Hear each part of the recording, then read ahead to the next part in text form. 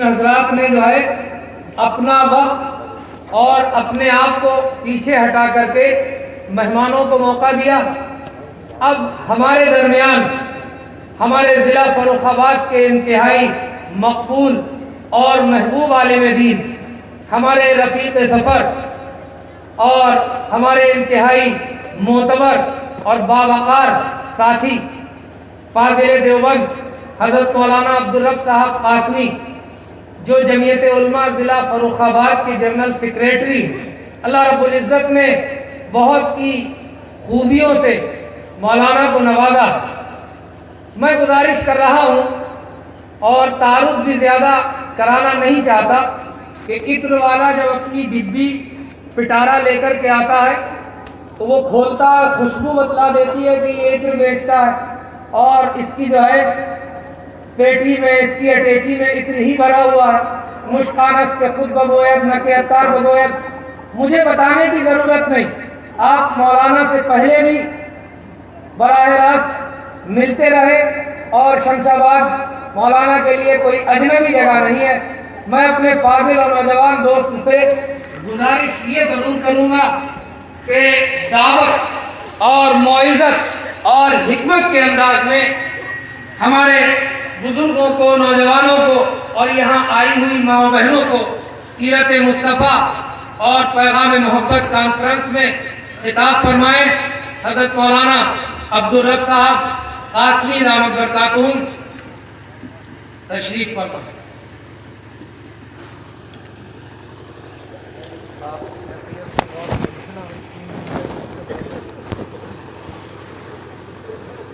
السلام علیکم ورحمۃ اللہ وبرکاتہ.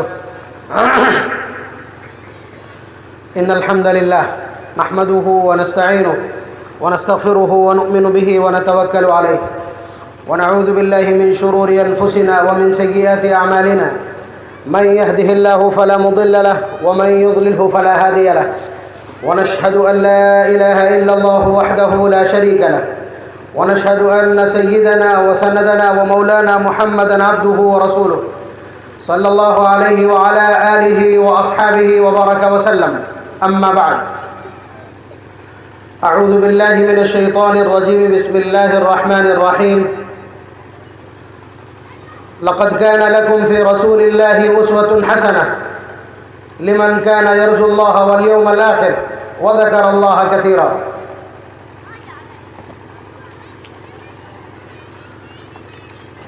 وقال تعالى: فبما رحمة من الله لنت لهم ولو كنت فظا غليظ القلب لانفضوا من حولك فاعف عنهم واصفح.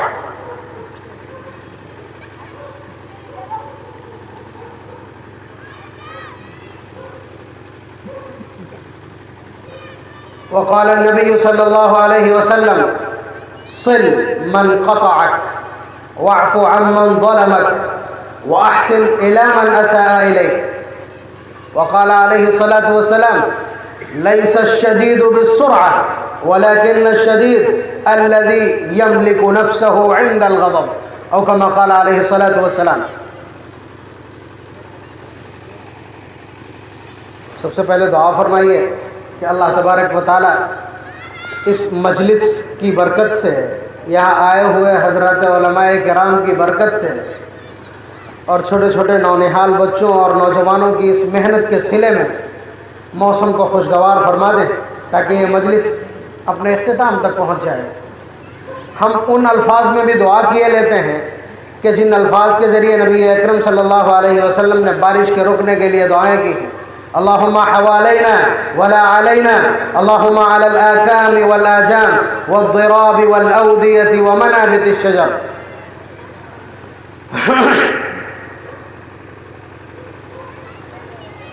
آپ نے ابھی نظامت کے دوران اپنے ہر دل عزیز قائد سے کچھ پابندیاں سن لی ہیں. موعظت کا انداز، نرم گفتگو، یعنی میری گفتار پہ بھی پابندی ہے. ٹھیک ہے، میں کوشش کرتا ہوں. میں بھی نبی اکرم صلی اللہ علیہ وسلم کی سیرت کی صرف وہی صفت آپ کی خدمت میں عرض کرنے جا رہا ہوں جس کا اس وقت مجھے پابند کیا گیا.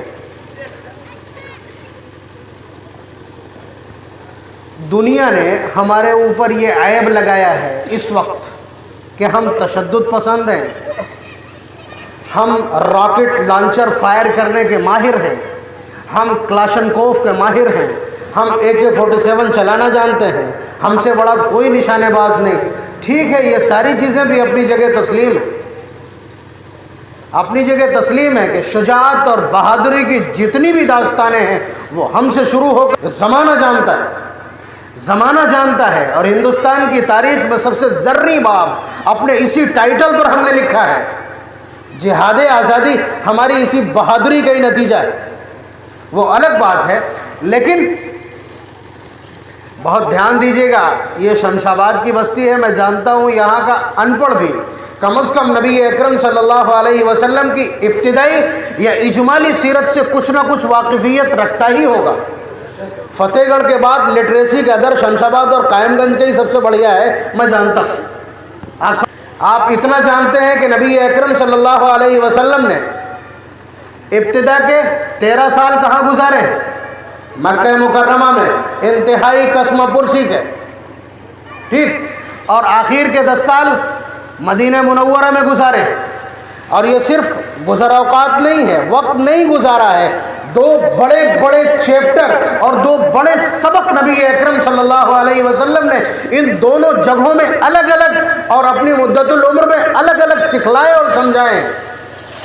उसको देखना पड़ेगा, और उसको देखना आज के इस उन्वान से, आज के इस परिप्रेक्ष्य में, आज के इस उन्वान के तहत इंतहाई अहम होगा। और बिलखुसूस नौजवान जो इस प्रोग्राम की रूह हैं, जिन्होंने ये इनकलाबी कदम उठाया है, अल्लाह ताला इनके अज़्म और हौसलों को बेपनाह तक़वियत नसीब फरमाए कि यह उम्मत के लिए बहुत ताकतवर नुमाइंदगी बन करके उभरे और नबी अकरम सल्लल्लाहु अलैहि वसल्लम की सीरत और किरदार की एक मजबूत तशरीह पेश करें इंसानियत के सामने। तो लोगों ने जिस तरह कहा कि हमसे अपना गुस्सा थमता नहीं है, या हम लड़ाई के मैदानों में बेमहाबा कूद जाते हैं, या हम हर वक्त अपनी बगल में कफन के 2 चादर बांधे रहते हैं, या हम अपने सर पे कफन रखते हैं, ये हौसला तो हमारा है, ये हौसला हमारे एक अकीदे की बुनियाद पे आ गया, एक अकीदे की बुनियाद पे आ गया। और वो अकीदा ये है कि हमारे पास ये अकीदा हमारी बुनियादों में शामिल है कि अल्लाह तबारक व तआला मौत और ज़िंदगी के मालिक हैं, एक अकीदा। दूसरी बात यह कि अल्लाह ताला ने हमारे मरने या हमारा अरसे हयात तय कर दिया है कि किस वक्त हमको मरना है। अल्लाह ताला का इरशाद, लन युअख्खिरुल्लाहु नफ्सन इज़ा जाअ अजलुहा, हम 1 मिनट आगे पीछे नहीं करते हैं जब आदमी की मुद्दत पूरी हो जाती है। यानी मौत का वक्त मुतय्यन है, ये हमारा अकीदा। और मौत सिर्फ़ और सिर्फ अल्लाह तबारक व तआला के दस्ते कुदरत और उसके फ़ैसले की मोहताज है, ये हमें मालूम है। फिर बताइए हम क्यों डरने लगे, हम क्यों डरने लगे मौत से? तो हमारा अकीदा यह है कि हम मौत से नहीं डरते, उसका टाइम तय है और जिसके इख्तियार में है उसका इख्तियार तय है। न उस इख्तियार को कोई डैमेज कर सकता है और न इस वक्त को आगे पीछे कर सकता है। इसलिए इस ज़मीन की वाहिद ऐसी उम्मत है कि जो मौत से नहीं डरते। और अगला जवाब तुम दे दो कि जो मौत से न डरता हो उसे किस चीज़ से डराओगे? जो मौत से न डरता हो उसे किस चीज़ से डराया जाएगा? तीर तफन गोलियां। तो ये वो अकीदा है, इस अकीदे की बेस पर दुनिया कहती है ये ऐसे वो वैसे। ठीक है तो कहा करो, हमारा ये अकीदा कल था, है और रहेगा। कुरान करीम की सुतूर दायमी हैं, हमेशा रहेंगी, उन पर अकीदा कायम। तो इस बुनियाद पर कोई हमारे ऊपर कोई ब्लेम या एलिगेशन लगाता है या कोई तोहमत लगाता तो लगाया करे, वो तोहमत नहीं है, खूबी है। बहादुर होना खूबी है, बुज़दिल होना ऐब हो सकता है। लेकिन उसके साथ साथ एक बात जो बहुत अहम है, जो गुम हो गई, नौजवानों तुमको तलाश करना, नौजवानों तुमको तलाश करना है, तुमको तलाश करना। बूढ़े तलाश करेंगे कमाल नहीं। एक सिफत जनाब मोहम्मदुर रसूलुल्लाह सल्लल्लाहु अलैहि वसल्लम की ऐसी कि जिसकी नुमाइंदगी किसी तबके में नहीं, मैं खुद उससे खाली हूँ, मेरे पर तो अभी ऐब लगी गई, आप जानते हो। यानी उस सिफत की नुमाइंदगी उम्मत से उठ गई है। वो क्या है? हिल्म। हिल्म समझ रहे हैं आप? जिसको फारसी में बुर्दुबारी कहते हैं और जिसको उर्दू में बर्दाश्त कहते हैं। आप समझ रहे हैं? یعنی غصے کو قابو کرنے والی جو چیز ہے اس کو علم کہا جاتا ہے. اور نبی اکرم صلی اللہ علیہ وسلم کی یہ صفت ایسی صفت جسے اللہ تبارک و تعالیٰ نے بہت اوپر سے مینیج کیا ہے. اہل علم تشریف رکھتے ہیں, باقی لوگ بھی سمجھ لیں کہ حضرت ابراہیم علیہ السلام نے جب کہا تھا, اپنی قوم سے مایوس ہو گئے تو فرمایا انی ذاہب الی ربی سیہدین, میں اپنے پروردگار کی طرف جاتا ہوں, وہ مجھے کوئی نہ کوئی راستہ دکھلا دے گا.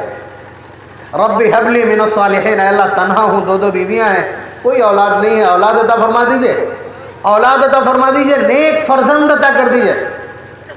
تو اللہ تعالیٰ کا جواب فبشرناہ بغلام حلیم, کہ ہم نے ایک بردباری والا, تحمل اور حلیم المزاجی کا حامل ایک بچہ دینے کی بشارت اور خوشخبری دے دی. یعنی حضرت اسماعیل علیہ السلام کا تذکرہ ہے. اللہ تبارک و تعالیٰ نے حضرت ابراہیم علیہ السلام کے اولاد کے مطالبے پر جو خوشخبری دی ہے, اس خوشخبری میں اس نوجوان کی جو صفت بیان کی ہے وہ علم ہے. اور آپ جانتے ہیں حضرت اسماعیل علیہ السلام کی اولاد میں نبی اکرم صلی اللہ علیہ وسلم اکلوتے نبی. حضرت ابراہیم علیہ السلام کے ایک بیٹے حضرت اسحاق علیہ السلام ہیں, اور حضرت ابراہیم علیہ السلام کے بعد جتنے انبیاء آئے ہیں ان میں سے بیشتر یعنی 50,000 سے زائد انبیاء علیہ السلام حضرت اسحاق کی اولاد میں. لیکن نبی اکرم صلی اللہ علیہ وسلم حضرت اسماعیل علیہ السلام کی اولاد میں ہیں. تو اللہ تعالیٰ نے یہ علم وہیں سے مینیج کیا ہے, اور نبی اکرم صلی اللہ علیہ وسلم نے یہ علم امت کے سامنے جس طرح سے پیش کیا ہے اور انسانیت کے سامنے جس طرح سے بردباری اور برداشت کا مظاہرہ کیا ہے, وہ ایک ایسی مثال ہے کہ پوری انسانیت اس درس سے خالی ہے, اس صفت سے خالی ہے, اور بہت افسوس ہے کہ امت اس وقت اس سے خالی ہے. آپ سمجھے نہیں ہوں گے شاید. یعنی کسی نے اگر آپ کو گالی دے دی تو آج کی تاریخ میں بہادری یہ ہے, اور آج کی تاریخ میں کمال یہ ہے کہ اس کو 200 گالی دروازے پہ چڑھ کے دیجیے. اور بہت عجیب بات ہے کہ پوری ویورچنا اور پورا سسٹم, پوری فیلڈنگ سماج کی اسی بیس پر تیار کی گئی. مثلا کوئی شخص آ کر کے مجھے گالی دے کے چلا گیا, میں نے جواب نہیں دیا, تو پورے معاشرے میں سے شاید کوئی ایک شخص بھی ایسا نہ ہو جو آ کر کے ہم سے یہ کہے کہ مولانا آپ نے بہت اچھا کیا, آپ اس گندے آدمی کے منہ نہیں لگے اور آپ نے گالی کا جواب گالی سے نہیں دیا. بلکہ ہر آدمی یہ کہے گا آ کر کے مولانا آپ کو گھر سے باہر نکل کے آنا چاہیے تھا, آپ کو کچھ کہنا چاہیے تھا, پیچھے تو ہم کھڑے تھے. یعنی آپ کو بزدلی کا احساس دلوایا جائے گا, اور آئندہ کے لیے یہ طے کر دیا جائے گا کہ اب جب کوئی گالی بکے گا آ کر کے تو آپ جواب میں گالیاں ہی بکیں گے. نبی اکرم صلی اللہ علیہ وسلم نے یہ سکھایا نہیں تھا. بہت دھیان سے اب دیکھیے, جو میں نے بھی ایک بات عرض کی آپ کے سامنے کہ نبی اکرم صلی اللہ علیہ وسلم نے 13 سال مکہ مکرمہ میں اور اس کے بعد 10 سال مدینہ منورہ میں گزارے, اور دونوں میں نبی اکرم صلی اللہ علیہ وسلم نے امت کو الگ الگ سبق دیا. آپ غار حرا کے اس غار میں جس دن اقرأ بسم ربک الذی خلق خلق الانسان من علق آیات اتری ہیں, اس دن سے آپ نبی اور رسول ہیں. 13 سال مکہ مکرمہ میں رہے ہیں, آپ پاورفل, آپ سپریم ہیں, سپیریئر اتھارٹی ہیں زمین کی, آپ سے زیادہ طاقتور مخلوقات میں کوئی نہیں ہے, اور آپ کے ایک اشارے پر اس آسمان و زمین کو تہس نہس کیا جا سکتا ہے اور پوری ملت کو بدل دیا جا سکتا ہے. یہ سب کچھ اپنی جگہ پہ ٹھیک ہے, لیکن آپ یہ دیکھیے کہ نبی اکرم صلی اللہ علیہ وسلم نے مکے کی زندگی میں 13 سال تک کیا کیا؟ صرف سہن, وہن, برداشت, تحمل, دھیر, یہی سب دکھایا. آپ دیکھیے آپ کے ساتھ کیا نہیں ہوا. آپ کے گردن میں پھندا ڈال کر کے کھینچا نہیں گیا, آپ کے سجدے کی حالت میں اوجھڑی نہیں ڈالی گئی, آپ کے اوپر بوڑھی, کمزور اور ناتواں اور بے بس عورتوں نے کوڑا نہیں ڈالا, آپ کی 2 بیٹیوں کو طلاق نہیں دی گئی, آپ کے خلاف سوشل بائیکاٹ نہیں کیا گیا. کیا آپ کے لیے سرداروں نے جگہ جگہ بیٹھ کر ایک پورا باقاعدہ پارلیمنٹ بنا کر کے دارالندوہ میں روزانہ سازشیں نہیں کی؟ کہ آپ کی تلاوت کی آواز کو دبانے کی بھرپور سازش نہیں کی گئی؟ وہ کون سا حربہ ہے, وہ کون سی دسیسہ کاری ہے, وہ کون سی سازش ہے, وہ کون سی بدتمیزی ہے جو آپ کے خلاف کی نہیں گئی؟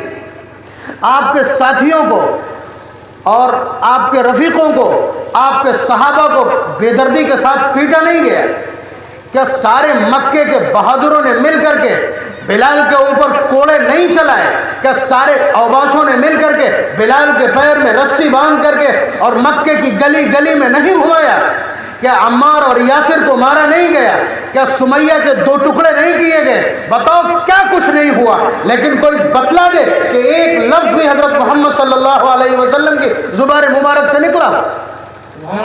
پیغمبر ہیں, رسول ہیں, 24 آور ہاٹ کنٹیکٹ میں ہیں, اللہ تعالیٰ کے رابطے میں ہے, ایک جملہ کائنات کو تباہ کر دے گا, یہ اپنے آپ میں طے ہے اور حقیقت ہے. لیکن اس کے باوجود کوئی بتلا دے جس نے تاریخ پڑھی ہو مکے کی کہ ایک لفظ زبان سے نکلا ہو, کبھی کسی نے کہا بھی کہ اللہ کے رسول اب تو بد دعا کر دیجئے, تو الفاظ کیا نکلتے؟ رب اہد قومی فإنہم لا یعلمون. اے اللہ میری قوم مجھے جانتی نہیں ہے اور میرے مقام کو پہچانتی نہیں ہے, اے اللہ انہیں ہدایت عطا کر دے. سبحان اللہ. 13 سالہ مدت میں نبی اکرم صلی اللہ علیہ وسلم نے یہ دکھلایا کہ دیکھو برداشت کیا ہوتی ہے, حلم کیا ہوتا ہے, تحمل کیا ہوتا ہے, اور ایک ایمان والے کے اندر یہ صفت کتنی قیمت کی حامل ہے اور کتنی قیمتی ہے کہ ساری صفتوں کو چھوڑ کر سب سے پہلے امت کے سامنے جس صفت کا تعارف کروایا ہے وہ برداشت اور علم ہے. اب بتائیے, حضرت عمر رضی اللہ تعالیٰ عنہ چلے آ رہے ہیں, ننگی تلوار ہے, بالکل دروازے پہ آ جائیں دار ارقم کے. حضرت حمزہ رضی اللہ تعالیٰ عنہ نے جھانک کر کے دیکھا کہ عمر ہے, تو لوگ گھبرائے. دبنگ آدمی ہے, مکہ مکرمہ کی دبنگ پرسنالٹی, زبردست بہادری میں مثال نے. حضرت حمزہ رضی اللہ تعالیٰ نے فرمایا کہ ٹھیک ہے آنے دو, اگر نیک ارادے سے آئے تو ٹھیک ہے, ورنہ عمر کی تلوار اور عمر کا سر. بہرحال نبی اکرم صلی اللہ علیہ وسلم نے پوری 13 سالہ مدت میں ہر ظلم کو سہا ہے. آخر میں جب مرڈر کی سازش ہو گئی, باقاعدہ مصری تیار کر لی گئی کہ اب قتل کر دیا جائے گا, تو پھر اللہ تبارک و تعالیٰ نے ہجرت کا حکم دے دیا. یہ چیپٹر کمپلیٹ کیا ہے نبی اکرم صلی اللہ علیہ وسلم نے, یہ چیپٹر کمپلیٹ کیا. آپ بتاؤ آپ کے اوپر کیا مصیبت آئی؟ ہم دکھلاتے کہ مکے کی زندگی میں حضور کے اوپر یہ مصیبت آئی. آپ کہو گے مولانا سب کچھ برداشت ہے, یہ برداشت نہیں. آپ کو کوالٹی لے کر کے آؤ نا, آپ کے اوپر کیا مصیبت آئی ہے اور کس طرح آپ کو ٹارچر کیا گیا کہ آپ علم سے اور بردباری سے باہر آ جائیں. کچھ نہیں, یہاں پہ یہ چیپٹر مکمل کر دیا. اس کے بعد یہاں سے نئی زندگی کا آغاز. مدینہ منورہ پہنچ گئے. مکہ مکرمہ کے لوگوں نے ابھی بھی وہاں کے یہودیوں کو کھوپچے میں لے کر کے, رابطے میں لے کر کے, اور اس کے بعد سازشیں شروع کر دی. آپ سمجھ رہے ہیں؟ اب دیکھیے گا یہ دوسرا والا پہلو ہے, یہ دوسرا والا پہلو ہے, اور جان بوجھ کر اللہ تبارک و تعالیٰ نے سیرت میں اس کو نیچے رکھا ہے. سیرت میں اس کو نیچے رکھا, ہمارے نوجوانوں نے اوپر رکھ لیا اس. ٹھیک ہے, آپ ترتیب دیکھیے گا. پھر اس کے بعد نبی اکرم صلی اللہ علیہ وسلم مدینہ منورہ پہنچ گئے. ان کی سازشیں ختم نہیں ہوتی ہیں, سازشیں ختم نہیں ہوتی ہیں. تو پھر اللہ تبارک و تعالیٰ نے اجازت دی کہ شاید اب یہ تمہاری طاقت دیکھنا چاہتے ہیں, شاید انہوں نے تمہیں بے بس سمجھ لیا ہے. تو پھر اللہ تبارک و تعالیٰ کا ایک آدیش, یا ایھا النبی حرض المؤمنین علی القتال وأعدوا لهم ما استطعتم من قوة ومن رباط الخيل ترهبون به عدو الله وعدوكم وآخرين من دونهم لا تعلمونهم الله يعلمون. آپ ذرا تیار کیجئے اپنے ہتھیار اور اپنے گھوڑے, اپنی زرہیں, سب کچھ تیار کر لیجئے, اور اپنے ایمان والے بھائیوں سے کہہ دیجئے, اپنے ساتھیوں سے کہیے کہ وہ ذرا قتال کے لیے تیار ہو جائیں. اور اس کے بعد بدر کا وہ میدان دنیا جانتی ہے, اور صرف بدر کا میدان ہی کیوں, بدر کا میدان اعداد و شمار جانتے ہیں, پولیٹیکل ویوز آپ کے سامنے ہیں, اور جو بھی عدد و شمار ہو سکتے ہیں کہ 313، پیر میں چپلیں نہیں، ہاتھ میں ہتھیار نہیں، کسی کے پاس ڈنڈا تک نہیں، جسم پر پورے کپڑے بھی نہیں، آپ اندازہ کیجئے، اور مقابل 1000 تیر و تفنگ سے لیس اور بہترین چابک دست نوجوان، زبردست جنگجویانہ صلاحیت ان کے پاس. آپ اندازہ کیجئے کہ ان کے غرور اور ان کی تمکنت کا عالم کیا تھا. ایک شخص نے حضرت عثمان غنی رضی اللہ تعالیٰ عنہ سے فرمایا کہ عثمان، بلا وجہ تم ہمارے رشتہ دار ہو، اور کوئی ہمارا بھائی ہے، کوئی ہمارا بھتیجا ہے، کوئی ہمارا چچا ہے، محمد صلی اللہ علیہ وسلم کے ورغلانے سے تم ہمارے مقابل آ گئے. حالات سچائی یہ ہے کہ اگر ہم صرف گھوڑے اپنے تمہارے اوپر سیدھے کر دیں تو ہمارے گھوڑے کی ٹاپیں تمہیں رون کر کے ختم کر دیں گے. تو حضرت عثمان غنی رضی اللہ تعالیٰ عنہ کا بڑا برمحل جواب، فرمایا کہ آپ کا خیال غلط ہے. آپ نے اگر یہ سوچا ہے کہ ہم لڑنے کے لیے آئے ہیں یا ہم جیتنے کے لیے آئے ہیں، ہم تمہارا مال غنیمت لوٹنے کے لیے آئے ہیں، ہم تمہارے سر اتارنے کے لیے آئے ہیں، یا ہم تم کو شکست اور ہزیمت سے دوچار کر رہے ہیں، تو یہ بھول جاؤ، ہمارا ہرگز یہ مقصد نہیں.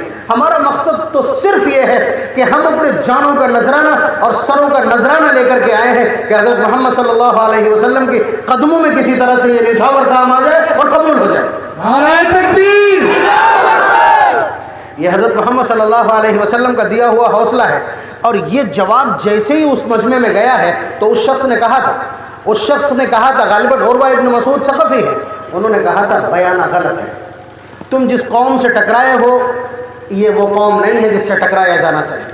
یہ وہ قوم ہے جو سر سے کفن باندھ کے آئی ہے. اسے موت کا خوف نہیں، اسے موت کا خوف نہیں ہے، نقصان اٹھاؤ گے. لیکن بہت خمار سوار تھا ابو جہل کو. ابو سفیان قافلہ بچا کر کے لے گیا، اس کے باوجود ابو جہل نے یہ بزم کارزار سجائی ہے، اور اس کے بعد سب سے پہلے نمبر بھی اسی کا آ گیا. تو بہرحال نبی اکرم صلی اللہ علیہ وسلم نے پہلے دکھلایا کہ دیکھو حالات کیسے ہوں ثابت قدم رہا جا سکتا ہے.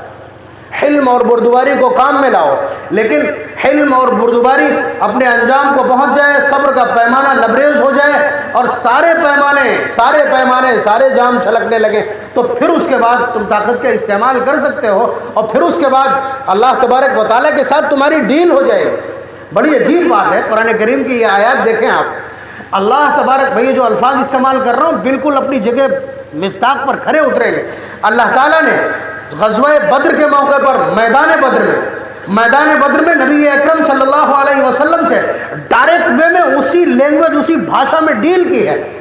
لقد نصرکم اللہ ببدر وانتم اذلہ.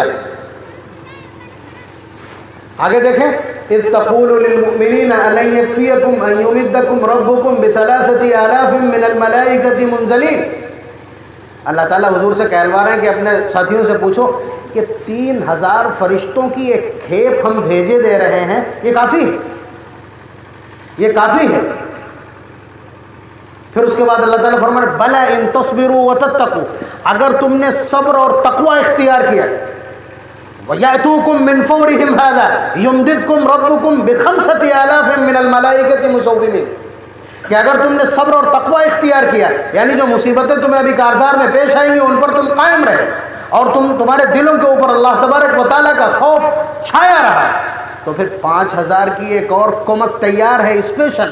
اسپیشل فورس مسومین کا ترجمہ ہم اس وقت کر سکتے ہیں، یعنی اللہ تعالیٰ نے ان پہ مہر لگائی ہوئی ہے، اسپیشل ٹاسک فورس، کہ ہم ان 5000 کو اتار دیں.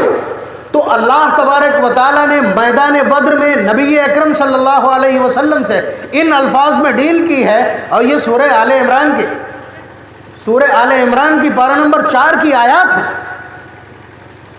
تو پہلے آپ حلم اور برداشت نبی اکرم صلی اللہ علیہ وسلم کی اس صفت کو اختیار کریں، اس کے بعد 2 چیزیں صبر اور تقوی، پھر اس کے بعد اللہ تبارک و تعالیٰ کی طرف سے یہ ڈیل اور یہ سارے پتے کھول دیے جائیں. آپ سمجھ رہے ہیں؟ تو اللہ تبارک و تعالیٰ نے نبی اکرم صلی اللہ علیہ وسلم سے پریکٹیکلی جن صفات کا امت کے سامنے عملی نمونہ پیش کروایا ہے، ان میں سب سے پہلی چیز کیا ہے؟ حلم اور برداشت. اس کے بعد طاقت کا مظاہرہ ہے. اور آپ دیکھیے 13 سال، ایک لمبی مدت 13 سال کیا کیا ہوا، ہم اس کو مثالاً جب عرض کریں گے تو سمجھ میں آئے گا. ٹائم تو ہے نا میرا بھی. آپ نے واقعہ بہت سنا نا बुढ़िया का, उम्मे जमील नाम है उनका। उनसे कुछ नहीं बन पड़ता, हुजूर को गालियां नहीं दे सकती, उनके घर कोई बेटा नहीं है जिसे लगा दे पीछे, तो उनका काम यह है कि वो दिन भर का अपना कूड़ा इकट्ठा करती, जब हुजूर निकलने को होते फेंक देती हैं ऊपर से, कुछ नहीं, इतना ही हिस्सा मिल जाए उन्हें कुर्बानी में। इत्तेफाक से 2 दिन मुसलसल उन्होंने कूड़ा नहीं डाला। नबी अकरम सल्लल्लाहु अलैहि वसल्लम ने नमाज़ पढ़ी, नमाज़ पढ़ने के बाद अपने दोनों जानिसारों को, दोनों वज़ीरों को लेकर, फ़ारूक आज़म, सिद्दीक़ अकबर दोनों को लेकर दरवाजे पर दस्तक दी। बेटी आई निकल करके और उसने देखा और फिर अंदर चली गई, कहा भी आती, और आकर के माँ से कहा कि अम्मा, वही जिनके ऊपर तुम रोज़ाना कूड़ा डालती थी, आज वो अपने 2 साथियों को लेके आ गए, हाय अल्लाह पता नहीं क्या करेंगे। तो उसने कहा कि ठीक है, हम मिन्नत समाजत कर लेंगे, उनसे बुलाओ। नबी अकरम सल्लल्लाहु अलैहि वसल्लम अंदर तशरीफ़ ले गए और उससे बातचीत हुई। उसने पूछा कैसे तशरीफ़ लाया, तो फरमाया कुछ नहीं, तुम रोज़ाना कूड़ा डालती थी, 2 दिन से कूड़ा नहीं डाला तुमने। मैंने लोगों से पूछा कि क्या हुआ, तो लोगों ने बताया कि बीमार है, इसलिए हम आपके पुरसे के लिए आए। कहने को बहुत आसान है, इतना घिसा पिटा वाक़या है, लेकिन इसके पीछे जाइए तो ज़रा सा क्या निकलेगा, वही हिल्म और बर्दाश्त, हिल्म और बर्दाश्त निकल करके आएगा, जो नबी अकरम सल्लल्लाहु अलैहि वसल्लम ने अमलन 1-2 साल नहीं 13 साल मुसलसल साबित करके दिखाई। और मक्का मुकर्रमा में बसा औकात ऐसे वाक़यात पेश आए कि कोई आ गया हुजूर के पास और आकर के कहता है कि अल्लाह के रसूल, मेरे पास तो सवारी भी नहीं है, वापसी के लिए तोशा नहीं है, तो आपने कहा कि किसी से उधार ले लो, किसी से उधार ले लो। इस तरह के वाक़यात बहुत पेश आते रहे। वो बुढ़िया का वाक़या जो मोबाइलों में मंजूम अंदाज में आजकल रिकॉर्ड है, आप देखते हो, बहुत सुना जाता है इसको, कि बुढ़िया ने एक मजदूर की तलाश में बैठी थी, एक नौजवान आता हुआ दिखा, उससे कहा कि ये हमारी गठरी मक्के से बाहर लिए चलो, इसलिए कि मक्के में तो अब किसी दिन भी लात और हुबल मक्के को पलट देंगे, इसलिए कि यहाँ उनकी बुराई करने वाला एक मोहम्मद नाम का कोई शख्स पैदा हो गया, और बेटा तुम भी उससे बचे रहना, वो अब्दुल मुत्तलिब का पोता और हाशमियों में का है, उससे बचे रहना। मोहम्मद नाम का नौजवान है, वो हुबल को और उस्सा को बुरा भला कहता है, उन्हें बुत करार देता है और उन्हें नाकारा और बेकार और मुअत्तल करार देता है, इसलिए उससे बचे रहना, और मैं हुबल से दुआ मांग के आई हूँ और ये अनकरीब पूरा मक्का तहस नहस कर दिया जाए। तो उस नौजवान ने गठरी उठाई और ले जाकर के मक्के के बाहर जहाँ उसको जाना था पहुँचा दी, और पूछा अम्मा और कोई काम है, तो फरमाया कि नहीं। तो आप चलने लगे, वो नौजवान चलने लगा, तो पूछा बेटा तुम्हारा नाम क्या है, तो पूछा आप नाम जान के क्या करोगे, कहने लगे नहीं फिर भी तुम नाम बताओ अपना। तो आपने सर झुका करके फरमाया जिस मोहम्मद की आप बात कर रही हो, मेरा ही नाम मोहम्मद है। आप अंदाज़ा कीजिए, ये वाक़यात तो आप मंजूम सुनते रहते हैं, लेकिन इसके पस मंज़र में नहीं जाते कि इसके पीछे क्या है। तो नबी अकरम सल्लल्लाहु अलैहि वसल्लम की ये ऐसी सिफ़ात हैं कि जो हम तारीख़ के सफ़ात क्या कहें, इस ज़मीन ने अपने सीने पर लिख ली, सीने पर लिख ली हैं, और उसके बाद हज़रत सहाबा किराम ने उनको आम किया, हमारे अकाबिर ने उनको आम किया। चंद वाक़यात मैं आपकी खिदमत में अर्ज़ कर रहा हूँ, सब कुछ ताज़ा हो जाए। नबी अकरम सल्लल्लाहु अलैहि वसल्लम, आपको मालूम है मस्जिद नबवी में रहते हैं, अक्सर औक़ात और लोग आते रहते हैं। इस पस मंज़र में ज़रा सा मुझे मालूम नहीं मजमा कैसा है, लेकिन मैं एक बात अर्ज़ कर दूँ कि आज हालात ये हैं उम्मत के कि टखने से ऊँचा पायजामा, मजबूत दाढ़ी, सजदे का निशान सर के ऊपर, तस्बीह हाथ में, मस्जिद के अंदर दाखिल होता है, नमाज पढ़ना चाहता है। उस नमाज के कुछ लोग, उस मस्जिद के कुछ लोग कहते हैं कि आप मस्जिद से बाहर चले जाइए, और आप मस्जिद में दाखिल हुए हैं इसलिए आपको मस्जिद धोना पड़ेगी। एक मोमिन मस्जिद में दाखिल हुआ है, सुन्नतों से मामूर है, ऊपर से नीचे तक लगता है कि ये दीनदार है और नबी अकरम सल्लल्लाहु अलैहि वसल्लम का शहदाई है, और उसके बावजूद उससे कहा जाता है कि आप मस्जिद धोइए। इस नुक्ता नज़र को सामने रख करके, और उसके बाद इस वाक़े को सुनिए। नबी अकरम सल्लल्लाहु अलैहि वसल्लम की खिदमत में देहात से एक काफिर आया, आपसे बात करने लगा। बात करते करते अचानक उठा और मस्जिद नबवी के एक कोने में सुफूफ की जगह में पेशाब करने लगा, पेशाब करने लगा। सहाबा दौड़े, अरे रे रे करके, यानी अल्फाज जो इस्तेमाल किए हदीस में उसका तर्जुमा यही है कि सहाबा दौड़े और उसको रोकने लगे, तो हुजूर ने सबको खामोश कर दिया, खबरदार इस हाल में मत रोको। उसने पेशाब करना शुरू कर दिया, इस हाल में मत रोको। اس لیے کہ ان حالات میں پیشاب کو روکنا مشکل ہے اور میڈیکل سائنس کے اعتبار سے بھی غلط ہے، اس حال میں مت روکو۔ اس شخص نے جب پیشاب کر لی، مسجد نبوی کے صحن میں پیشاب کی ہے اور مومن نہیں کافر ہے، نبی اکرم صلی اللہ علیہ وسلم نے اس کو اپنے پاس بلایا اور اس کو اس پیار سے سمجھایا۔ مجھ جیسا بیوقوف کڑوی زبان کا حامل جب یہ الفاظ کہے گا، نبی اکرم صلی اللہ علیہ وسلم نے اخلاقیات کا اور جمالیات کا سارا خلاصہ ان الفاظ کے پیچھے پیش کر دیا ہو تو الفاظ کتنے میٹھے ہو گئے ہوں گے۔ حضور نے فرمایا کہ دیکھو یہ عبادت کی جگہ ہے، یہاں ہم لوگ اللہ کی عبادت کرتے ہیں اور یہ عبادت کی جگہ ناپاکی کے لیے اور گندگی کے لیے نہیں ہوتی، ان جگہوں پر ناپاکی اور گندگی نہیں کی جاتی، آئندہ سے اس چیز کا لحاظ رکھنا۔ اس نے کہا بالکل۔ اور اس کے بعد جب وہ چلنے لگا، ایمان نہیں لایا، جب وہ چلنے لگا تو نبی اکرم صلی اللہ علیہ وسلم نے اپنی چادر اس کو عطا کر دی، اور جب وہ سفر کے لیے تیار ہوا تو اپنی سواری بھی اس کو عنایت کر دی۔ اب وہ جب اپنے قبیلے میں داخل ہوا ہے اور جا کر کے چلاتے ہی وہ داخل ہوا، لوگوں ایک نئی بات سنو، مکہ مکرمہ کا علاقہ آپ جانتے ہو، پوری انسانی تاریخ میں، پوری ہیومن ہسٹری میں اور پوری مانوتا کے اتہاس میں آپ سمجھیے سب سے زیادہ درندہ صفت، خواہشاں، جنگجو اور خون کے پیاسے لڑنے والے اسی علاقے میں رہتے رہے۔ تو آپ اندازہ کیجئے وہاں اس شخص نے جب ایسا کردار دیکھا تو اس نے سارے قبیلے کو جمع کر کے ان کے سامنے کہا کہ ایک مہاپرش سے مل کر کے آیا ہوں، ایک ایسے شخص سے مل کر کے آیا ہوں کہ اس کی عبادت گاہ میں نے پیشاب کر دی اور اس کے چہرے پہ شکن نہیں آئی اور اس نے مجھے ان الفاظ میں سمجھایا۔ اتنا شیریں گفتار، ایسا میٹھا بولنے والا میں نے تو انسانوں میں دیکھا ہی نہیں، تصور نہیں کیا تھا۔ اور چلتے چلتے اس نے مجھے اپنی چادر دی جو راستے پر مہکتی رہی اور یہ سواری بھی مجھے عنایت کی۔ سارا کا سارا قبیلہ کہنے لگا کہ ہم بھی اس سے ملنا چاہیں گے۔ 300 افراد کو لے کر نبی اکرم صلی اللہ علیہ وسلم کی خدمت میں آیا اور ساروں نے کھڑے ہو کر کے کہا اشہد ان لا الہ الا اللہ وان محمدا عبدہ ورسولہ۔ اس پوری کارروائی کے پیچھے آپ بتلا دو کس چیز نے کام کیا۔ نبی اکرم صلی اللہ علیہ وسلم کا جو وہ تحمل ہے، وہ جو حلم ہے، وہ جو برداشت ہے، اس نے کام لگا دیا ان 300 کا۔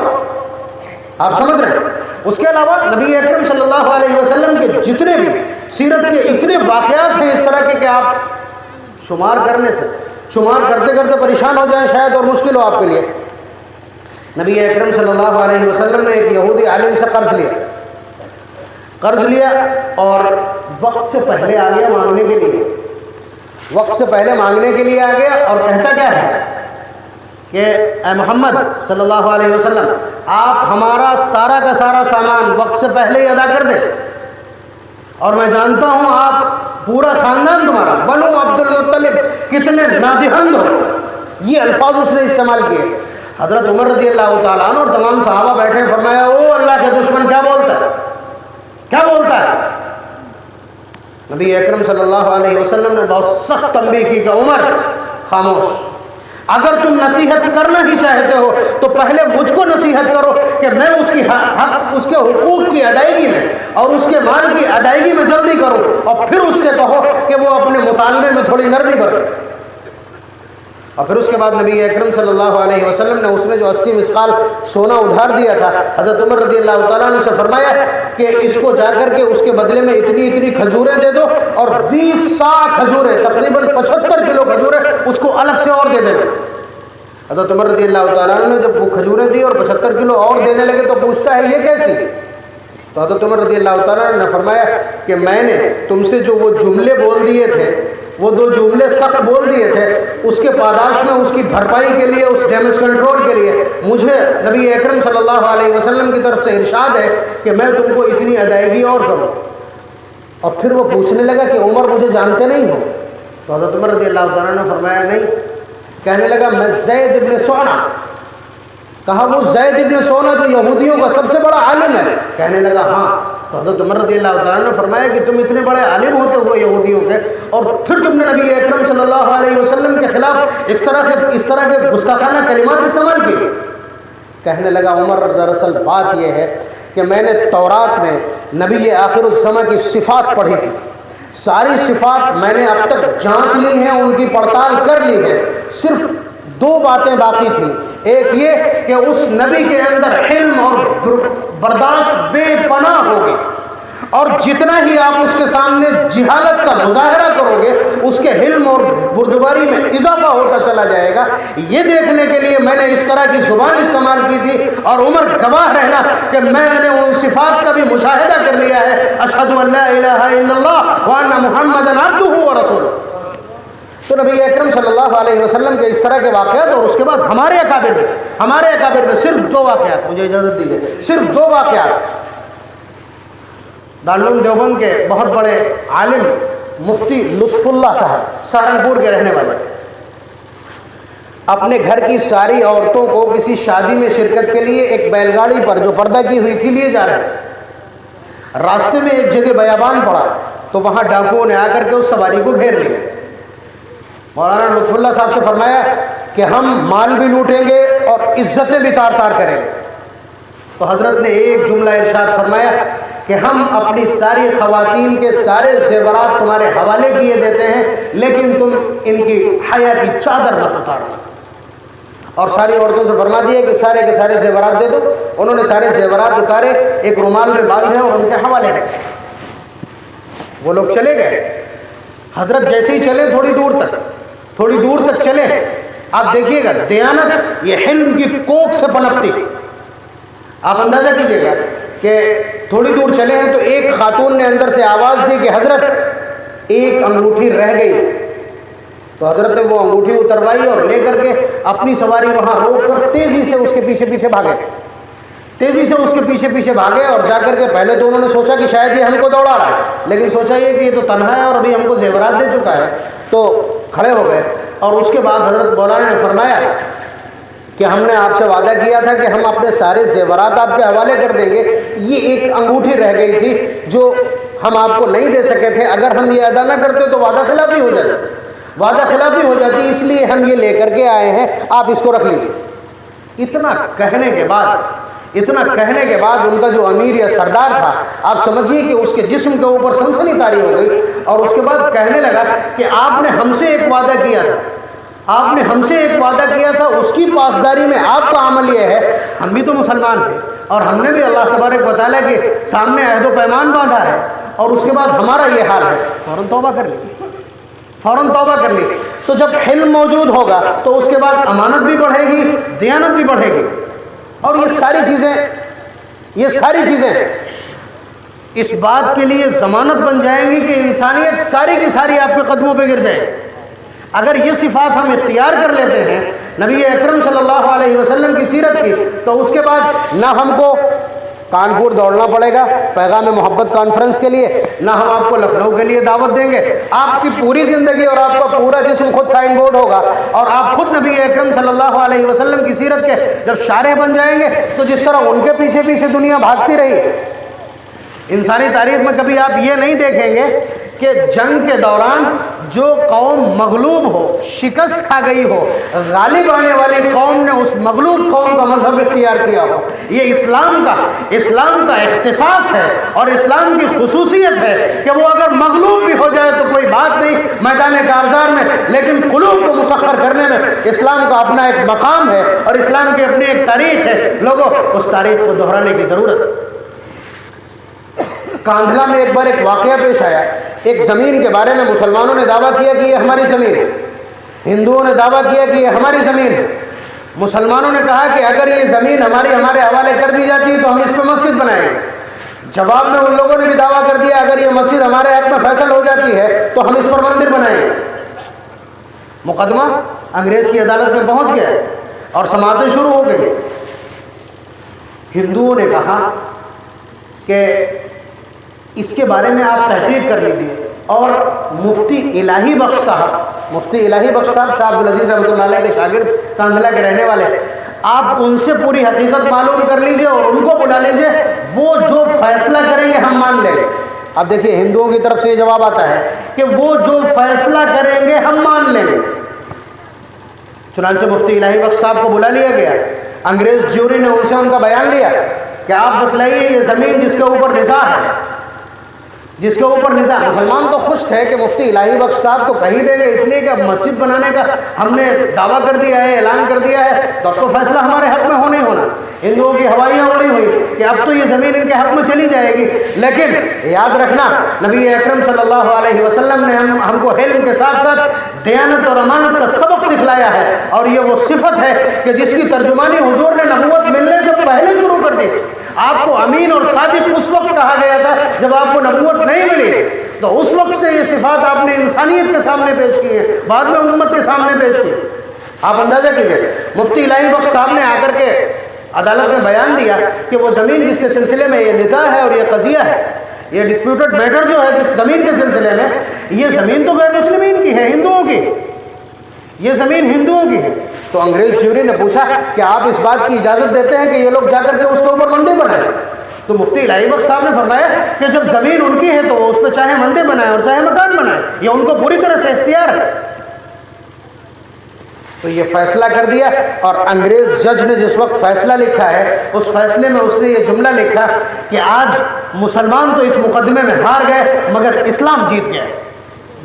उसने मुकदमे में जब ये अल्फाज लिखे हैं तो उन लोगों ने जो गैर मुस्लिमीन उसका मुकदमा लड़ रहे थे, ये कहते हुए कि ये जगह हिंदुओं की है, उन्होंने जज से पूछा कि आपने अपना फैसला दे दिया? फरमाया कि हाँ, हमने अपना फैसला दे दिया। फरमाया, उन लोगों ने कहा कि तो फिर आप हमारा भी फैसला सुन लीजिए कि हमने इस्लाम कबूल कर लिया है और हम शहादत देते हैं इस बात की कि अल्लाह अशहदु अल्ला इलाहा इल्लल्लाह व अन्ना मुहम्मदन अब्दुहु व रसूलुहु, और हम ऐलान करते हैं कि इस जगह पर मस्जिद हम तामीर करें। हमारी तारीख का हिस्सा है और माजी करीब का हिस्सा है। नौजवानों, ये प्रोग्राम तो करवाया है, लेकिन इन सिफात को भी ज़ेवर की तरह अपने जिस्म के ऊपर आरास्ता कर लेना। तुम्हें ज़रूरत नहीं पड़ेगी लोगों के पास जाकर के अमन का पैगाम देने की। दुनिया तुमसे अमन के असबाब, दयानत के असबाब, अमानत के असबाब, शराफत के असबाब, ये सारे के सारे असबाब पढ़ने के लिए दुनिया तुम्हारे पास आएगी। अल्लाह ताला वो दिन दिखा दे, हमारे नौजवान इस तरह की तशरीह करने वाले हो जाएं, नबी अकरम सल्लल्लाहु अलैहि वसल्लम की सीरत की और उसमें को इतना आम कर दे कि दुनिया तक ये पैगाम पूरी सदाकत और सच्चाई के साथ पहुँच जाए। अल्लाह तबारक व तआला हम सबको कहने सुनने से ज़्यादा अमल की तौफीक नसीब फरमाए। व आखिर दावाना अल्हम्दुलिल्लाह।